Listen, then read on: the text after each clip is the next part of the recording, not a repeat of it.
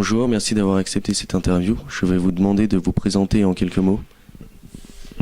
Brigitte Saint-Bonnet, présidente de la Ligue d'escrime de l'Académie de Lyon depuis 2004. Voilà. Avez-vous pratiqué ce sport justement avant? Alors je pratique ce sport depuis 1965 et je le pratique toujours. Quel est votre rôle au sein de la Ligue? Alors, je suis présidente de cette ligue. Mon rôle, c'est d'être le relais des instances fédérales. C'est le rôle de la ligue et d'aider les clubs à se développer. Combien de clubs justement il y a dans la Ligue Rhône-Alpes d'escrime? 43 clubs dans la ligue, 29 dans le Rhône seulement. Et je crois que c'est exactement 22 ou 23 dans la grande agglomération lyonnaise.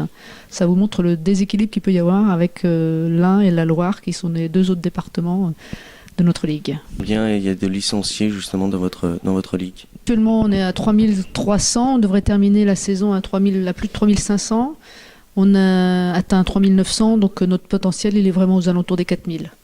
Mais on est en année post-olympique et les années post-olympiques sont toujours un petit peu dégressives. Voilà. Mais en général, on est en progression sur les 15 années qui viennent d'arriver, on est en progression. Quelles actions concrètes menez-vous au sein de votre ligue? Je me lève le matin, je travaille pour la Ligue et je me couche le soir en ayant encore travaillé pour la Ligue. Donc les actions concrètes, c'est tous les jours répondre au quotidien aux besoins des clubs. Concrètement, c'est recevoir de la fédération des informations qu'on doit relayer, recevoir des clubs des informations et des demandes auxquelles on doit pourvoir. C'est structurer les clubs qui aujourd'hui ont un énorme besoin. C'est aussi faire de l'animation, donc des événements. C'est aussi aller vers la performance, aider les clubs à aller vers les performances et surtout aider les escrimeurs à aller vers la performance.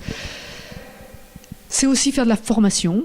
Et là, on vient de créer, avec la Ligue du Dauphiné-Savoie, une instance qui est très importante pour nous, qui est le centre de formation, qui permet à des escrimeurs ou des non-escrimeurs de passer un BPGEPS et qui est le premier pas vers la profession escrime, parce qu'on manque cruellement d'enseignants. Grands projets à venir, donc cette fin de saison ou même les saisons à venir, notamment il y a la fusion avec l'Auvergne. Comment ça va se dérouler? Alors avant de parler des événements sur la fin de l'année, la fusion avec l'Auvergne, c'est une autre question, parce qu'on n'est déjà pas en fusion avec le Dauphiné-Savoie. On est déjà deux ligues séparées, on travaille en coordination, on a essayé de se rapprocher et on n'a jamais été aussi près l'année dernière. On avait un très bon dossier, des arguments forts. Malheureusement, ça doit passer par un vote, et donc ça n'a pas pu se faire malheureusement, parce qu'il fallait plus de 66% de oui. Le Dauphiné-Savoie a voté à 81% oui et le Lyonnais a voté qu'à 51% oui. Donc ça n'a pas pu se faire. Mais le dossier, il est là, il est prêt, on travaille ensemble, on est main dans la main dans toutes les actions qu'on fait.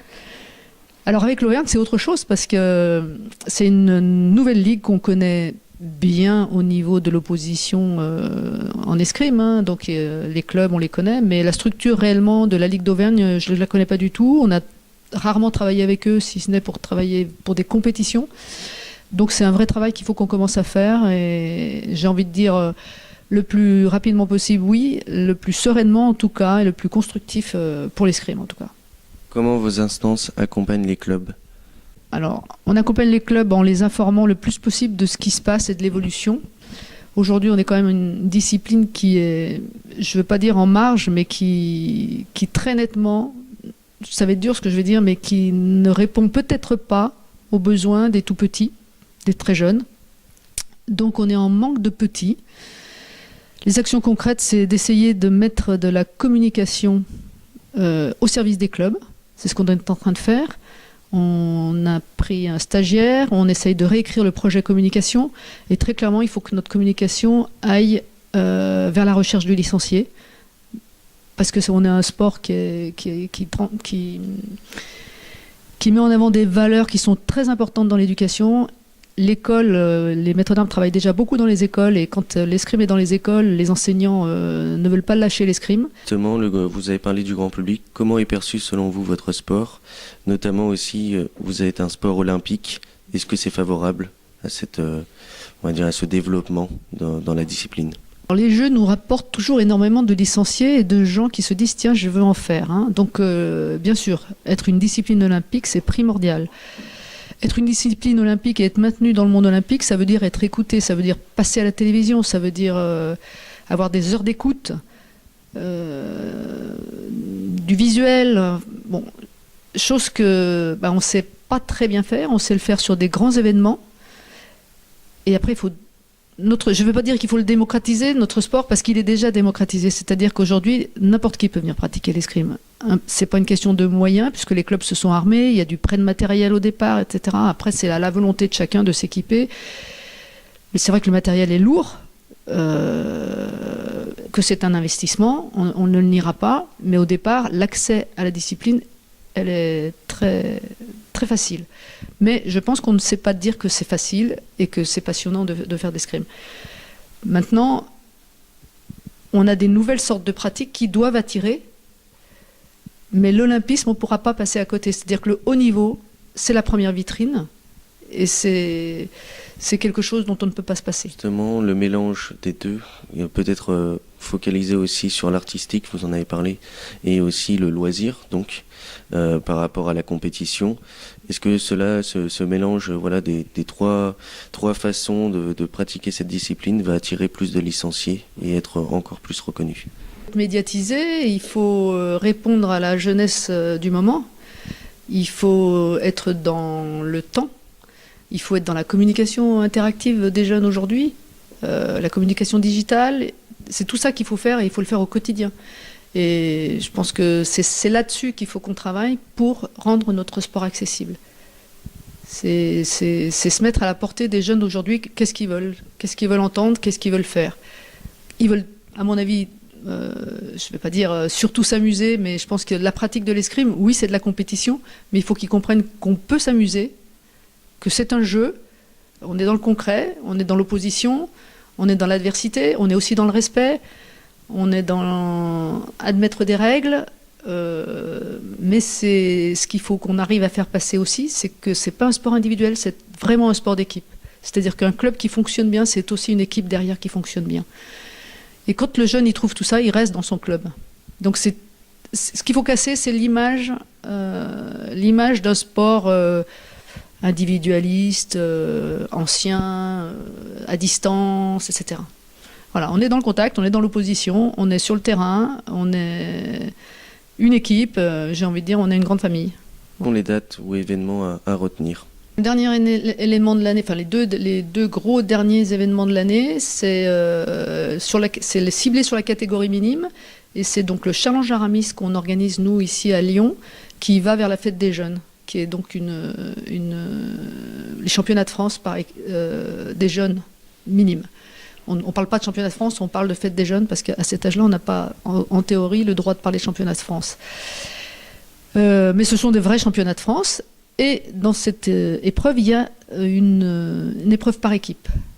Donc celle-ci n'existe pas dans l'année. Il n'y a pas d'épreuve par équipe, justement, pour préparer ces jeunes à ces championnats. Et donc, on organise ici un challenge par équipe. Donc pendant les 2 jours, ils tirent par équipe. Et à l'intérieur de ce challenge par équipe, il y a une épreuve qui s'appelle Porthos et qui est une épreuve individuelle. Donc là, on a complètement inversé la tendance. C'est-à-dire, au lieu de venir pour une compétition individuelle et être sélectionné par équipe, on fait une compétition par équipe, et à l'intérieur de la compétition, on fait une compétition individuelle qui se tire en une touche. Ça veut dire que celui qui va rester, c'est celui qui n'a jamais été touché. Voilà. Donc c'est un peu du fun, c'est de l'amusement, ça dure 1h30, ça se passe le samedi soir, et c'était dans un esprit tout à fait festif, un petit challenge que se donnent les jeunes entre eux, et ça ils adorent. Et donc ça a lieu le 16 et 17 mai prochain, à la halle Vivier-Merle. Votre communication est-elle à la portée de tous, et notamment justement les jeunes? Vous avez ciblé par ce challenge et par ce tournoi justement la jeunesse. qui va justement être la relève pour ce sport. C'est le souci. Donc on fait du Facebook, on fait pas mal de petites choses, on essaye de rénover, on va essayer de faire du Facebook en direct, de la messagerie, de l'instantané. On va essayer de mettre encore plus d'instantané dans cette compétition. Et on s'entoure de partenaires pour ça. On a besoin de nos bénévoles aussi pour mettre ça en place. Mais je pense qu'on est dans le bon chemin. Cette compétition a été déjà faite il y a 1 an. On a eu un énorme taux de réussite, un taux de participation. Cette année, elle est renouvelée. Malheureusement, c'est le week-end de l'Ascension, donc on aura peut-être un peu moins de public. Mais c'est l'occasion pour nous de montrer comment on peut faire une belle manifestation, comment on peut attirer les jeunes.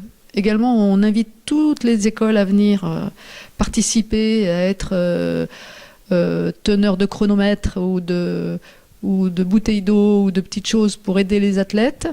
Donc toutes les écoles qui ont eu de l'escrime sont touchées, ont été invitées, et on aura ainsi une 40aine de petits jeunes qui se sont inscrits sur les 2 journées, donc on va dire 80, qui vont pouvoir être au bord des pistes et puis voir ce que c'est que l'escrime de compétition. Donc je pense qu'on essaye, mais on a encore certainement beaucoup d'efforts à faire. Qu'est-ce qu'on peut souhaiter à vous en cette fin de saison et aussi à la Ligue pour ensuite les saisons à venir? Plein de petits nouveaux escrimeurs. Eh ben, on l'espère. Merci à vous d'avoir répondu à cette interview.